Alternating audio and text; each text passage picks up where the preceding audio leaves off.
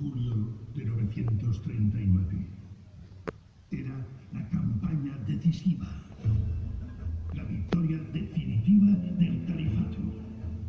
Él, Abderrahmán el Magnífico, y sus 100.000 guerreros, por fin iban a acabar con los pequeños reyes cristianos, con esos peleones de León y Asturias, de Navarra y Galicia. Hubo combate, 6 días heroicos, cuerpo a cuerpo, Ay, mira, mira. rabia y sangre.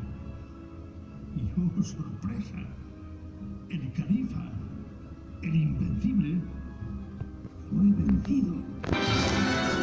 Tuvo que huir a toda prisa. Llevando del campo de batalla su bien más preciado, una cota de malla en hilo de oro. Y aquí estamos, en la Marca Media, donde se ha montado el campamento califal. Llorando muertos y derrota.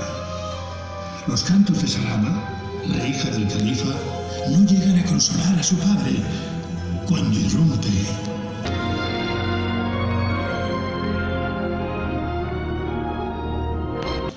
¿Quién habla con el sol de mis días?